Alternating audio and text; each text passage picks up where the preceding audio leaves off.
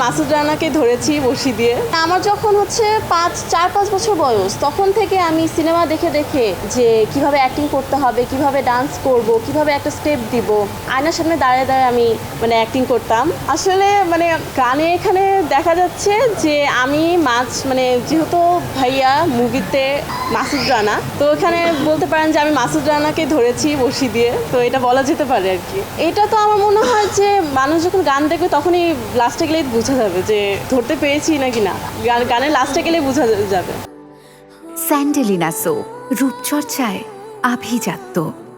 Of camera আমার expression থাকে না, কারণ হচ্ছে কি অফ ক্যামেরায় তো আমি একজন তখন তো আর কি আমি অ্যাক্টিং করতেছি না, তাই না? তখন আমি একটু নর্মাল থাকবো, তখন আমি একটু ক্যাজুয়ালি বসে থাকবো, বা আমি একটু মনে করেন যখন আমি স্যাড তো স্যাড থাকবো, বা আমি যখন একটু রেগে আছি তো রেগে থাকবো। তো তখন তো আমার এক্সপ্রেশন অবভিয়াসলি ক্যামেরার সামনে যেটা দিয়ে ওরকম তো আর থাকবে না। ক্যামেরার সামনে আমি একজন নায়িকা, আমি একজন আর্টিস্ট, তো ওখানে আমার কাজটা আমি তুলে ধরবো, ওখানে আমি অ্যাক্টিং করব, ওখানে আমি ক্যামেরার সামনে আমি ডান্স করব।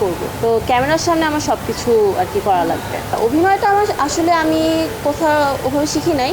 অভিনয়টা আমি শিখেছি হচ্ছে আমি যেটা আর কি বললাম, ছোটোবেলা থেকেই আমি কিন্তু টিভিতে দেখে দেখে আমি সব কিছু, আরও ছোটোবেলা আমার যখন হচ্ছে 4-5 বছর বয়স, তখন থেকে আমি সিনেমা দেখে দেখে আমি অ্যাক্ট্রেসদেরকে দেখে দেখে আমি ওই জিনিসটা আমার নিজের ভিতরে নিয়েছিলাম যে কিভাবে অ্যাক্টিং করতে হবে, কিভাবে ডান্স করব, কিভাবে একটা স্টেপ দিব, অ্যাক্টিং স্কিলসগুলো ওখান থেকে আমি নিয়েছি। এবং আমি আয়নার সামনে দাঁড়িয়ে দাঁড়িয়ে আমি অ্যাক্টিং করতাম।